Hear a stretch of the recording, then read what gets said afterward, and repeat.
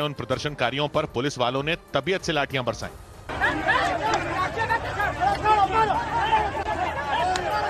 जमीन पर गिरे प्रदर्शनकारियों पर बरसती पुलिस की लाठियों ने रुकने का नाम ही नहीं लिया। वो लगातार उन पर डंडे चलाते गए। इस दौरान उनके साथियों ने उनके इर्द गिर्द घेरा बनाने की कोशिश की ताकि डंडों की मार से उन्हें बचाया जा सके, लेकिन पुलिस के डंडों ने उनकी पीठ भी लाल कर दी।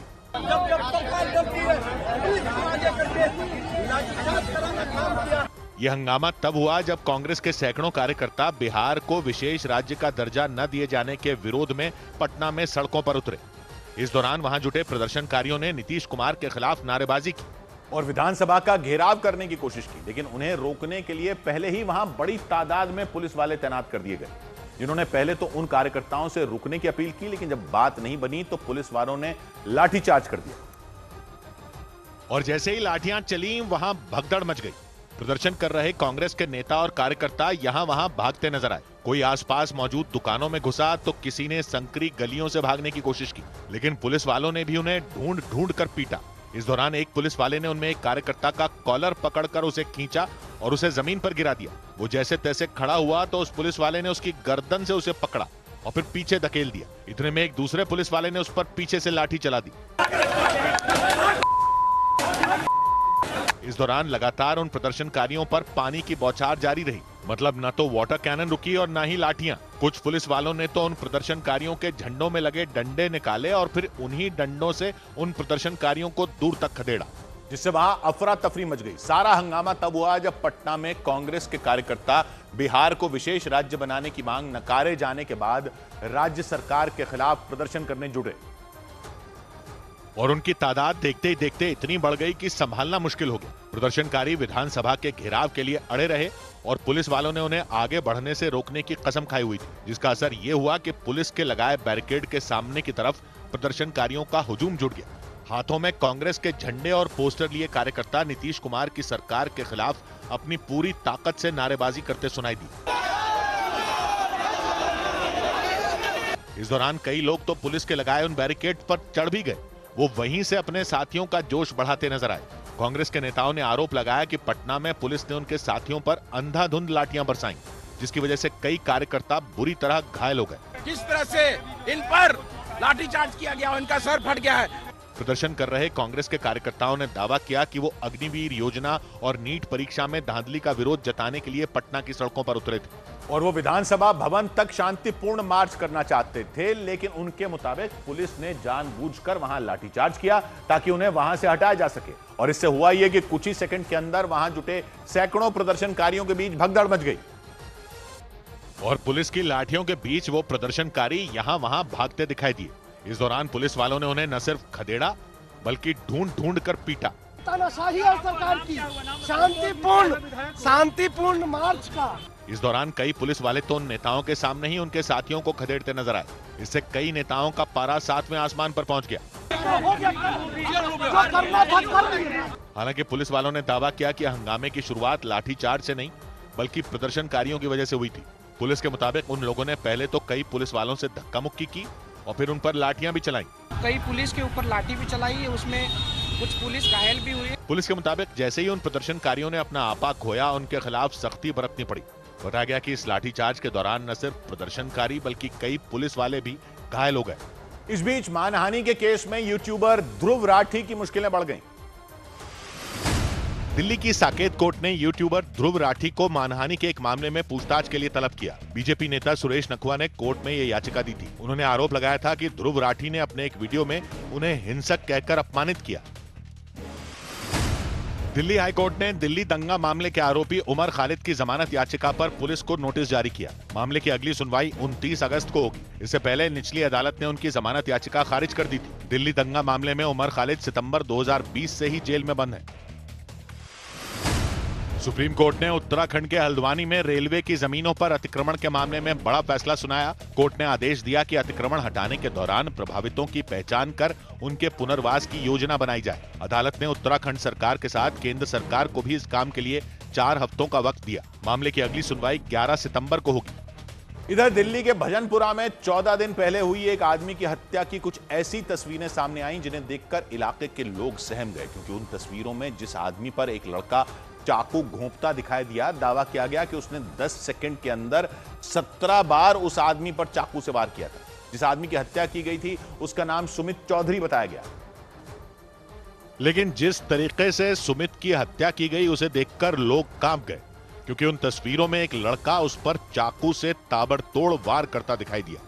उसने इतनी तेजी से हमला किया कि सड़क पर खड़े सुमित को संभलने तक का मौका नहीं मिला। पुलिस के मुताबिक ये घटना 10 जुलाई की रात करीब 11:30 बजे हुई थी। सुनसान सड़क पर सुमित एक आदमी से बात करता दिखाई दिया था। उस दौरान सुमित ने उस आदमी को लात भी मारी थी। तभी टोपी पहने एक लड़का वहां पहुंचा और उसने अपनी जेब से चाकू निकालकर उस पर हमला शुरू कर दिया था। दावा है कि उस लड़के ने 10 सेकंड के अंदर 17 बार सुमित की गर्दन, सिर, चेहरे और पेट में चाकू घोंपा और फिर वहां से फरार हो गया था। एक तस्वीर में घायल हालत में सुमित जमीन पर गिरता नजर आया। पुलिस के मुताबिक सुमित पर हत्या की कोशिश और आर्म्स एक्ट समेत कई केस दर्ज थे और वो हत्या से कुछ रोज पहले ही जेल से बाहर आया था। हालांकि पुलिस ने उसकी हत्या के आरोप में 4 लोगों को गिरफ्तार करने का दावा किया। इधर कर्नाटक विधानसभा में चर्चा के दौरान बीजेपी ने मुड्डा या MUDA यानी मैसूरू अर्बन डेवलपमेंट अथॉरिटी घोटाला मामले में जांच की मांग करते हुए रात भर धरना देने का ऐलान कर दिया। बीजेपी के कई नेता तो सदन की कार्यवाही खत्म होने के बावजूद विधानसभा में डटे रहे और MUDA यानी मैसूरू अर्बन डेवलपमेंट अथॉरिटी घोटाला मामले में चर्चा की मांग पर अड़े रहे। इस दौरान कई नेता विधानसभा में ही हनुमान चालीसा का पाठ करते सुनाई दिए।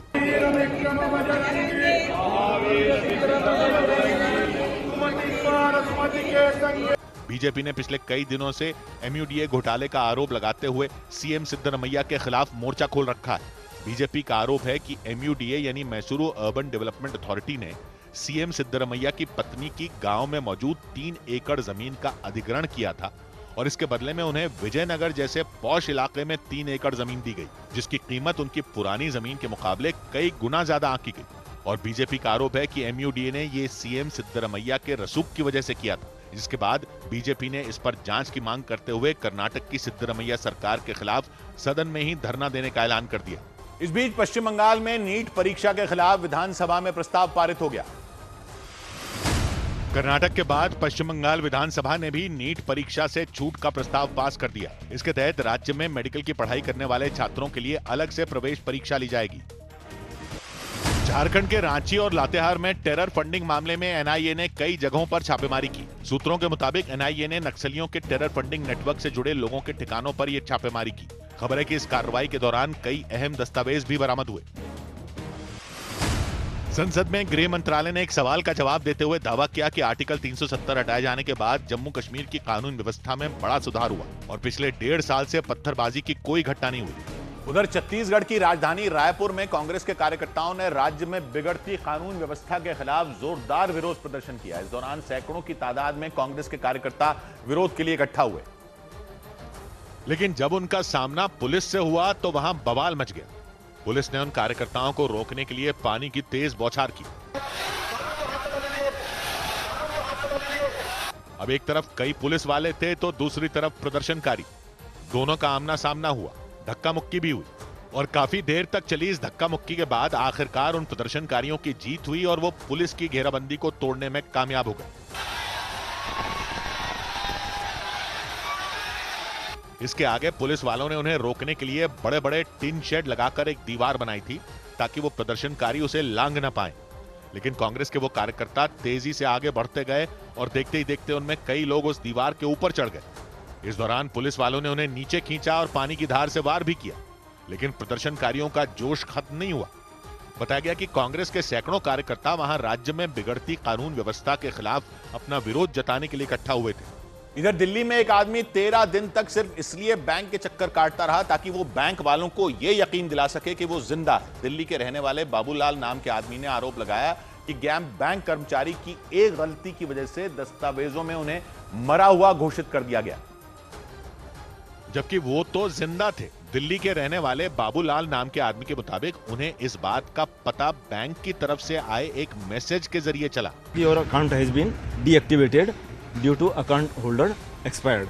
उन्होंने दावा किया कि इसकी शिकायत उन्होंने बैंक के बाबू से लेकर ब्रांच मैनेजर से भी की, लेकिन उसका कोई हल नहीं निकला, जिसके बाद वो बैंक के सामने खुद को जिंदा साबित करने के लिए तख्ती लेकर पहुंच गए। वापिस है जो ये अजूबा ही है कि अपनी 13वीं के दिन है जो वापिस से है जो जीवित हो गया।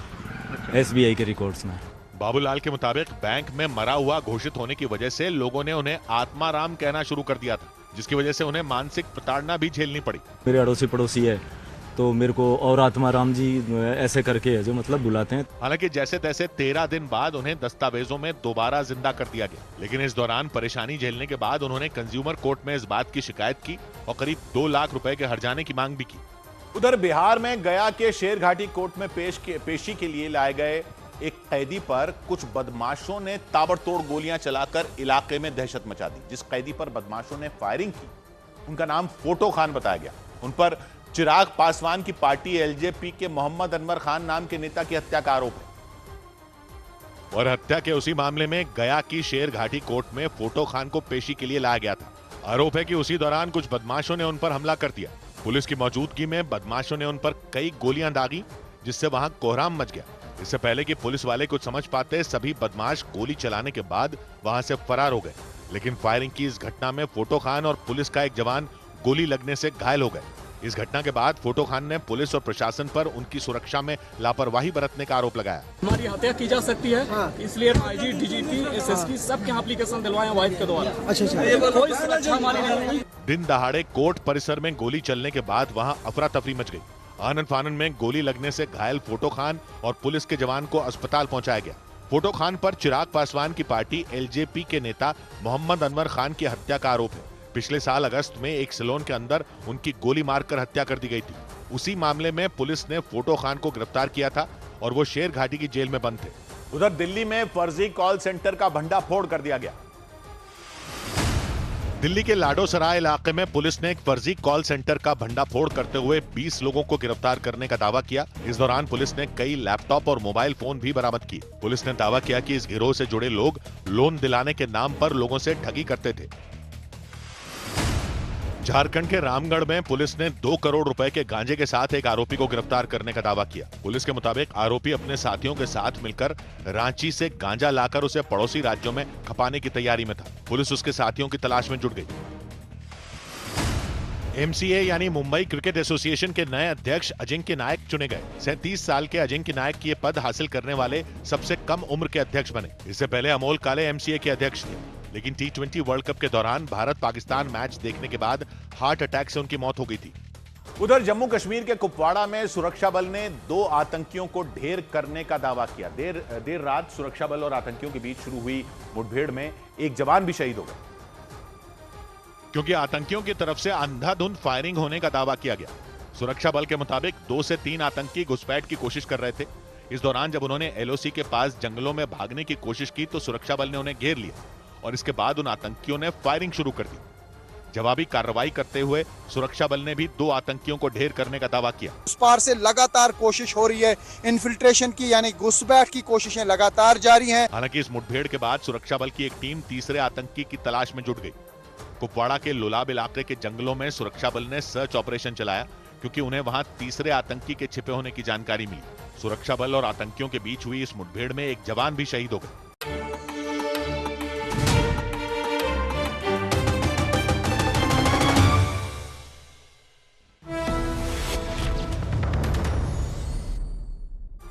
दूसरी तस्वीर में दिखा कि सड़क पर भरे पानी में सामान ढोने वाली एक गाड़ी बंद हो गई। काफी मशक्कत के बाद उसे पानी से बाहर निकाला जा सका। गुजरात के नवसारी जिले से आई तस्वीरों में भी बाढ़ की विनाश लीला दिखाई दी। वहां कुछ इलाकों में तो इतना पानी भर गया कि लोगों के घर की पहली मंजिल तक डूब गई। लोगों को खाने पीने का सामान लाने में भी परेशानियों का सामना करना पड़ा, क्योंकि सड़कों पर घुटनों तक पानी भरा दिखाई दिया। और गुजरात के वडोदरा शहर में भी सूरत, नवसारी और भरूच जैसे ही हालात दिखाई दिए। वहां कुछ ही घंटों में इतनी बारिश हुई कि शहर का कोना कोना पानी में डूब गया। पानी से लबालब सड़कों पर गाड़ियां रेंगने के लिए मजबूर हो गई और कई जगहों पर तो सड़क पर बने गड्ढों में गाड़ियां फंस गईं। वहां से सामने आई एक तस्वीर में एक कार बारिश के बाद सड़क पर भरे पानी में फंसी दिखाई दी। कार के सभी पहिए पानी में डूबे नजर आए। तेज बारिश और सड़क पर भरे पानी के बीच कई लोगों के स्कूटर बंद हो गए। वो उन्हें धक्का लगाकर ले जाते दिखाई दिए। बारिश का पानी सड़कों पर भरने के बाद किनारों पर बनी दुकानों तक पहुंचता नजर आया। 2 से 3 फीट तक भरे पानी में गाड़ियां रेंगती दिखाई दी। अख्खे बड़ौदा शहर में हर जगह पानी भर गया। लोगों को मुश्किल है, लोगों की गाड़ी बंद हो जाती है। वडोदरा शहर में कुछ जगहों पर तो इतना पानी भर गया कि गाड़ियों के जाने पर समंदर जैसी लहरें उठती दिखाई दी। पानी में डूबी कई सड़कों पर तो बाद में आवाजाही बंद करनी पड़ी।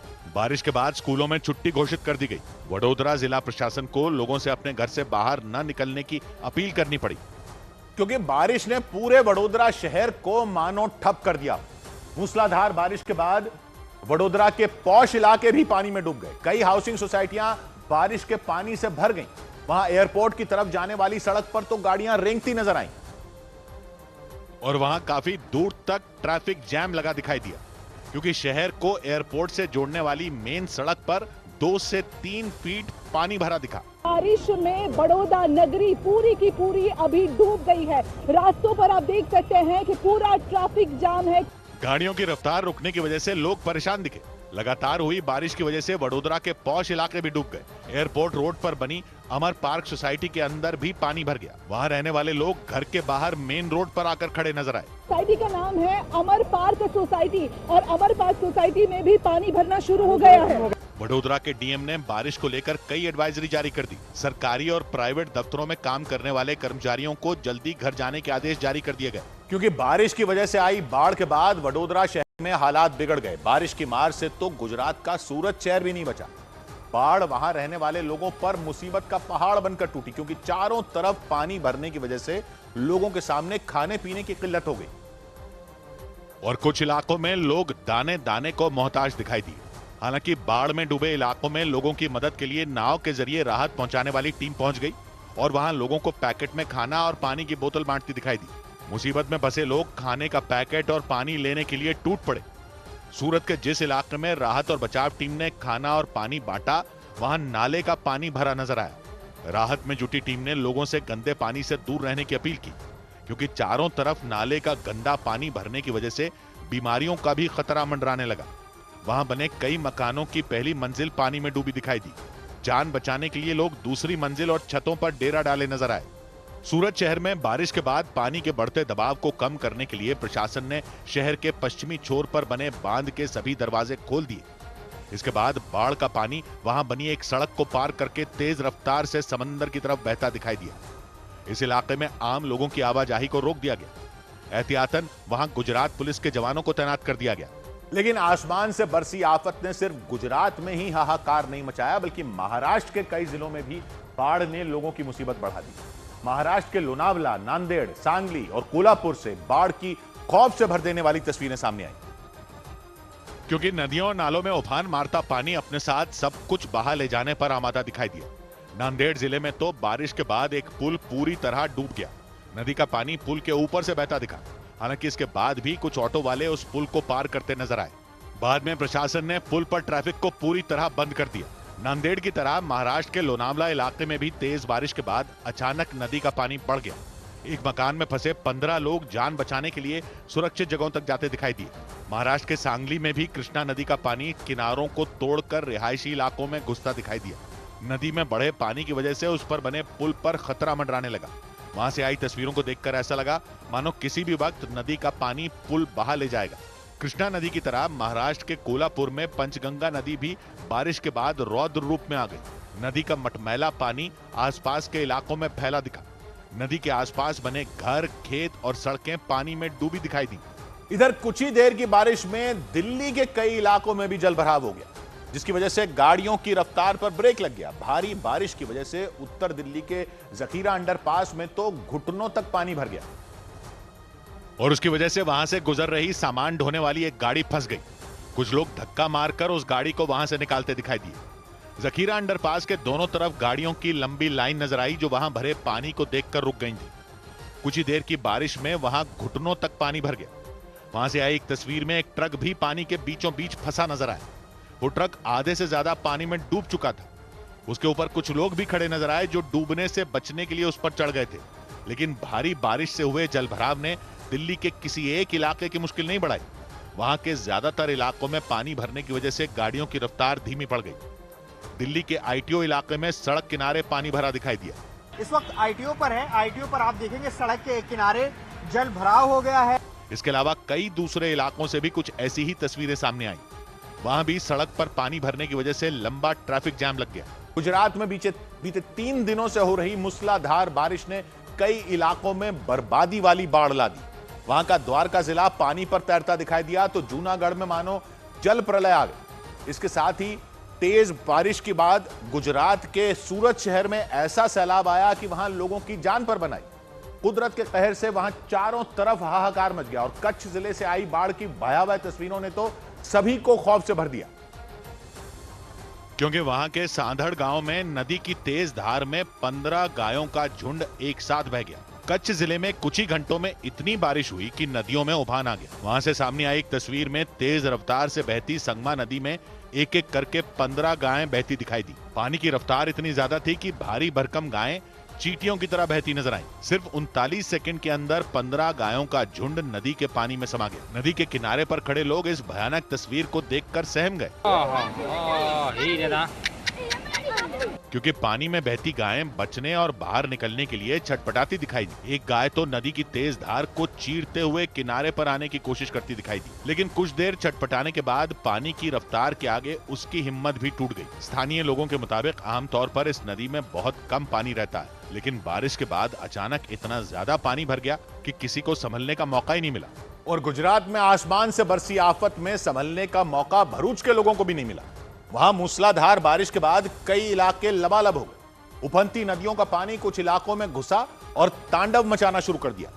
वहां से सामने आई एक तस्वीर में 4 घोड़े भी पानी में बहते दिखाई दिए, क्योंकि उन घोड़ों के चरने वाली जगह पर अचानक पानी भर गया। अंकलेश्वर की आंवला खाड़ी से ऐसा सैलाब आया कि पूरा इलाका डूब गया। घोड़ों के मालिक ने बताया कि उन्होंने सुबह के वक्त अपने 4 घोड़ों को चरने के लिए छोड़ा था, लेकिन तेज बारिश के बाद खाड़ी से इतनी रफ्तार में पानी आया कि उनके चारों घोड़े एक ही साथ बह गए। पानी की रफ्तार इतनी तेज थी कि कोई भी उन घोड़ों की जान बचाने की हिम्मत भी नहीं जुटा पाया। वहां से सामने आई तस्वीर में घोड़े पानी के तेज बहाव में छटपटाते दिखाई दिए। अब क्या फोन करेगा, बच्चा तो डूब गया। मौसम विभाग के मुताबिक गुजरात के सौराष्ट्र और सूरत के आसपास के जिलों में बारिश ने सबसे ज्यादा कोहराम मचाया। इसके अलावा मौसम विभाग की तरफ से दक्षिण गुजरात में मूसलाधार बारिश का अलर्ट जारी कर दिया गया और गुजरात का भरूच जिला भी इसी इलाके में आता है। हालांकि मौसम विभाग के अलर्ट से पहले ही भरूच में तेज बारिश के बाद हालात बेकाबू हो गए। वहां सड़कों पर भरे पानी को देखकर ऐसा लगा जैसे वहां कोई उफनती नदी हिलोरे मार रही। कई जगहों पर गाड़ियों के पहिए पानी में डूबे दिखाई दिए। लगातार हो रही बारिश की वजह से कई मोहल्लों ने मानो जल समाधि ले ली हो। एक तस्वीर में दिखा कि तेज बारिश में वहां एक मकान की दीवार भी गिर गई। हालांकि राहत की बात यह रही कि खतरे को देखते हुए उस मकान को पहले ही खाली करा लिया गया था। गुजरात के भरूच में ही नहीं, वहां के नवसारी और सूरत में भी बाढ़ और बारिश ने कोहराम मचा दिया। 3 दिनों के अंदर लगातार हुई मूसलाधार बारिश की वजह से इन जिलों में सड़कें तालाब बन गई। कुछ जगहों पर रिहायशी इलाकों में 5 फीट तक पानी भर गया और चारों तरफ पानी ही पानी दिखाई दिया। मूसलाधार बारिश के बाद नदियों में आए उफान का असर सूरत में गांवों से लेकर शहरों तक दिखाई दिया। वहां से सामने आई एक तस्वीर में गांव के बीचों बीच बना मंदिर पूरी तरह डूबा नजर आया। बाढ़ में डूबे उस मंदिर का बस शिखर और छत ही दिखाई दी। ऐसा लगा मानो वो मंदिर किसी नदी में बना हो। मंदिर के आसपास 5 फीट से भी ज्यादा पानी भर गया। गांव के ज्यादातर इलाकों में ऐसे ही हालात दिखाई दिए। आदमी डूब जाता है, फिर भी कोई ध्यान नहीं दिया जाता या कोई सुविधा नहीं है, न कोई पूछने आता है। बाढ़ ने सूरत शहर की सूरत ऐसी बिगाड़ी कि सड़कों पर कई जगह नाले का पानी भर गया। वहां से सामने आई एक दूसरी तस्वीर में दिखा कि सड़क पर भरे पानी में सामान ढोने वाली एक गाड़ी बंद हो गई। काफी मशक्कत के बाद उसे पानी से बाहर निकाला जा सका। गुजरात के नवसारी जिले से आई तस्वीरों में भी बाढ़ की विनाश लीला दिखाई दी। वहां कुछ इलाकों में तो इतना पानी भर गया कि लोगों के घर की पहली मंजिल तक डूब गई। लोगों को खाने पीने का सामान लाने में भी परेशानियों का सामना करना पड़ा, क्योंकि सड़कों पर घुटनों तक पानी भरा दिखाई दिया। और गुजरात के वडोदरा शहर में भी सूरत, नवसारी और भरूच जैसे ही हालात दिखाई दिए। वहां कुछ ही घंटों में इतनी बारिश हुई कि शहर का कोना कोना पानी में डूब गया। पानी से लबालब सड़कों पर गाड़ियां रेंगने के लिए मजबूर हो गई और कई जगहों पर तो सड़क पर बने गड्ढों में गाड़ियां फंस गईं। वहां से सामने आई एक तस्वीर में एक कार बारिश के बाद सड़क पर भरे पानी में फंसी दिखाई दी। कार के सभी पहिए पानी में डूबे नजर आए। तेज बारिश और सड़क पर भरे पानी के बीच कई लोगों के स्कूटर बंद हो गए। वो उन्हें धक्का लगाकर ले जाते दिखाई दिए। बारिश का पानी सड़कों पर भरने के बाद किनारों पर बनी दुकानों तक पहुंचता नजर आया। 2 से 3 फीट तक भरे पानी में गाड़ियां रेंगती दिखाई दी। अक्षय बड़ौदा शहर में हर जगह पानी भर गया। लोगों को मुश्किल है, लोगों की गाड़ी बंद हो जाती है। वडोदरा शहर में कुछ जगहों पर तो इतना पानी भर गया कि गाड़ियों के जाने पर समंदर जैसी लहरें उठती दिखाई दी। पानी में डूबी कई सड़कों पर तो बाद में आवाजाही बंद करनी पड़ी। बारिश के बाद स्कूलों में छुट्टी घोषित कर दी गई। वडोदरा जिला प्रशासन को लोगों से अपने घर से बाहर न निकलने की अपील करनी पड़ी, क्योंकि बारिश ने पूरे वडोदरा शहर को मानो ठप कर दिया। मूसलाधार बारिश के बाद वडोदरा के पॉश इलाके भी पानी में डूब गए। कई हाउसिंग सोसाइटियां बारिश के पानी से भर गईं। वहां एयरपोर्ट की तरफ जाने वाली सड़क पर तो गाड़ियां रेंगती नजर आईं और वहां काफी दूर तक ट्रैफिक जैम लगा दिखाई दिया, क्योंकि शहर को एयरपोर्ट से जोड़ने वाली मेन सड़क पर 2 से 3 फीट पानी भरा दिखा। बारिश में बड़ौदा नगरी पूरी की पूरी अभी डूब गई है। रास्तों पर आप देख सकते हैं कि पूरा ट्रैफिक जाम है। गाड़ियों की रफ्तार रुकने की वजह से लोग परेशान दिखे।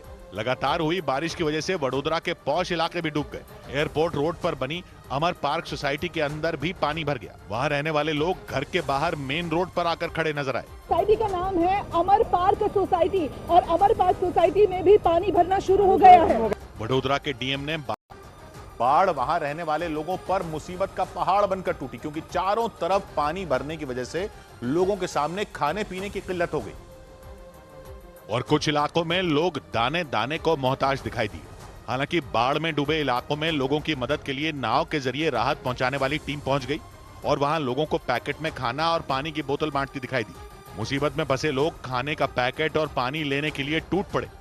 सूरत के जिस इलाके में राहत और बचाव टीम ने खाना और पानी बांटा, वहां नाले का पानी भरा नजर आया। राहत में जुटी टीम ने लोगों से गंदे पानी से दूर रहने की अपील की, क्योंकि चारों तरफ नाले का गंदा पानी भरने की वजह से बीमारियों का भी खतरा मंडराने लगा। वहां बने कई मकानों की पहली मंजिल पानी में डूबी दिखाई दी। जान बचाने के लिए लोग दूसरी मंजिल और छतों पर डेरा डाले नजर आए। सूरत शहर में बारिश के बाद पानी के बढ़ते दबाव को कम करने के लिए प्रशासन ने शहर के पश्चिमी छोर पर बने बांध के सभी दरवाजे खोल दिए। इसके बाद बाढ़ का पानी वहां बनी एक सड़क को पार करके तेज रफ्तार से समंदर की तरफ बहता दिखाई दिया। इस इलाके में आम लोगों की आवाजाही को रोक दिया गया। एहतियातन वहां गुजरात पुलिस के जवानों को तैनात कर दिया गया। लेकिन आसमान से बाढ़ ने लोगों की मुसीबत बढ़ा दी। महाराष्ट्र के लोनावला, नांदेड़, सांगली और कोल्हापुर से बाढ़ की खौफ से भर देने वाली तस्वीरें सामने आई, क्योंकि नदियों और नालों में उफान मारता पानी अपने साथ सब कुछ बहा ले जाने पर आमादा दिखाई दिया।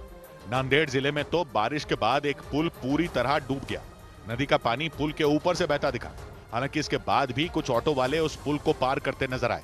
बाद में प्रशासन ने पुल पर ट्रैफिक को पूरी तरह बंद कर दिया। नांदेड़ की तरह महाराष्ट्र के लोनावला इलाके में भी तेज बारिश के बाद अचानक नदी का पानी बढ़ गया। एक मकान में फंसे 15 लोग जान बचाने के लिए सुरक्षित जगहों तक जाते दिखाई दिए। महाराष्ट्र के सांगली में भी कृष्णा नदी का पानी किनारों को तोड़कर रिहायशी इलाकों में घुसता दिखाई दिया। नदी में बढ़े पानी की वजह से उस पर बने पुल पर खतरा मंडराने लगा।